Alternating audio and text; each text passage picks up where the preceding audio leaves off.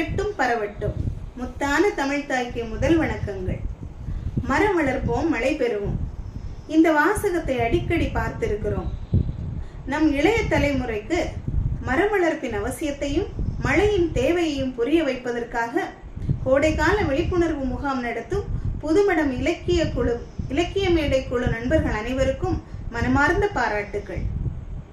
ஒற்றை கிராமத்தின் வளர்ச்சி ஒட்டுமொத்த நாட்டின் வளர்ச்சி என்பதில் மாற்று கருத்தே இல்லை. நம்மை பார்த்து வளரும் நமது இளைய தலைமுறை சிறந்ததொரு எதிர்காலத்தை அமைத்துக் கொள்வார்கள் என்பது உறுதி. காற்றும் நீரும் நமது கண்கள் போல. காற்றில்லாமலும் வாழ முடியாது, நீரின்றியும் வாழ முடியாது.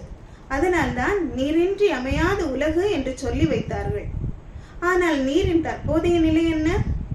ஆறுகளிலும் ஏரிகளிலும் குன்றி போன வளமாய் தடுமாறுகிறது தண்ணீர். தங்கம் சேமிக்கும் திட்டங்கள் இருக்க தண்ணீர் சேமிக்க திட்டங்களின்றி தவித்து அழுகிறது தண்ணீர். பிளாஸ்டிக் பாட்டிலில் சுவாசம் முட்டி கத்தி கதறுகிறது தண்ணீர். ஊரெல்லாம் குளம் வெட்டி ஊருணி நிறைத்து நீர் சேர்த்த மங்கல பூமியில் வான்முட்டும் கட்டிடம் கட்டி தேசத்தின் சுவாசம் அடைத்து மழை நாளில் மூழ்கி கிடக்க நம் அடுத்த தலைமுறைக்கு என்ன தரப்போகிறோம்? நல்ல தண்ணீருக்காக, நல்ல குடிநீருக்காக என்ன தரப்போகிறோம்? அந்தந்த வாழிடத்திற்கு தகுந்தவாறு மனிதனின் இயல்புக்கேற்ப அவனது உடல் தேவைக்கு தேவையான தாதுக்களோடு நல்ல தண்ணீரை இயற்கையே நமக்கு தந்து கொண்டிருக்கிறது. அப்படி இருக்க சுத்திகரிக்கப்பட்ட தண்ணீர் என்று தரமற்ற தண்ணீரை காசு கொடுத்து வாங்கி பயன்படுத்தி கொண்டிருக்கிறோம். உடல் நலனை கெடுத்து கொண்டிருக்கிறோம். இதற்கு மாற்று வழி என்ன? தண்ணீரை பாதுகாப்பது எப்படி? மழை பொழிவை அதிகப்படுத்துவது எப்படி? நிலத்தடி நீரை உயர்த்துவது எப்படி? இதற்கெல்லாம் ஒற்றை தீர்வு மரம் வளர்த்தல் மட்டுமே. தண்ணீர் இப்படி தடுமாறி தவித்துக் கொண்டிருக்க காற்றின் நிலை என்ன? ஒவ்வொரு வீட்டிலும் இன்றைய காலகட்டத்தில் 2 சக்கர வாகனம், 4 சக்கர வாகனம் என்று வாகனங்களின் எண்ணிக்கை அசுர வேகத்தில் ஓடிக்கொண்டிருக்கிறது. ஒவ்வொரு வாகனத்தில் இருந்து வெளிவரக்கூடிய புகையினால் காற்றானது நஞ்சாகி கருப்பாகி மாசாகி கொண்டே இருக்கிறது. இது மட்டுமா, தொழிற்சாலைகளில் இருந்து வரும் புகையினால் காற்று மாசுபட்டு நாசமாகி கொண்டே இருக்கிறது. இப்படி நஞ்சேறிய காற்றை அலசுவது எப்படி? இந்த காற்றை சலவை செய்ய என்ன வழி?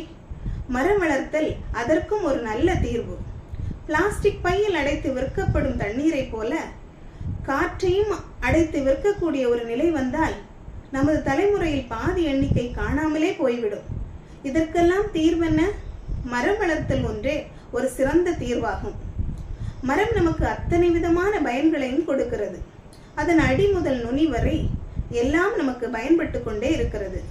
கவி பேரரசு வைரமுத்து அவர்கள் மரங்களை பாடுவேன் என்ற தனது பாடலில் மரமானது பிறந்த குழந்தைக்கு தொட்டில் முதல் சாகும் மனிதனின் சவப்பட்டி வரை அத்தனை காரியங்களிலும் பயன்படுகிறது என்பதை தனது வைர வரிகளில் அழகாக பதிவு செய்கிறார்.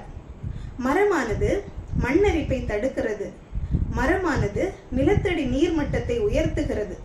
நிலத்தடி நீர்மட்டம் உயரும் பொழுது ஆறுகளும் குளங்களும் ஏரிகளும் தண்ணீரால் நிரப்பப்படும்.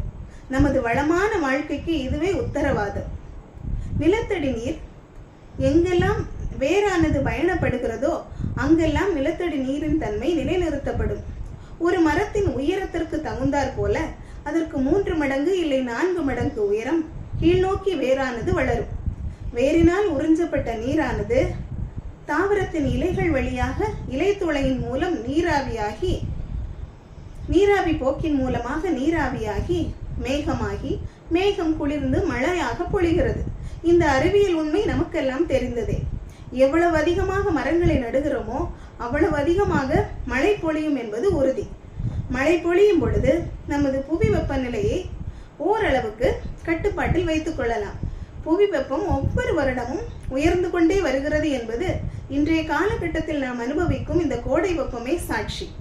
இதெல்லாம் தவிர்ப்பதற்கான ஒற்றை வழி மரம் வளர்த்தல் மட்டுமே.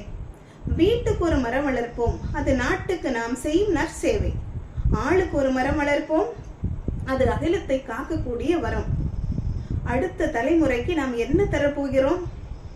நல்ல காற்றும் சுவாசிக்க நல்ல காற்றும் குடிக்க நல்ல தண்ணீருமாவது விட்டு செல்வோம். நம் அடுத்த தலைமுறை நலமாக வளமாக அமையட்டும். மரம் வளர்ப்போம், மழை பெறுவோம். நன்றி.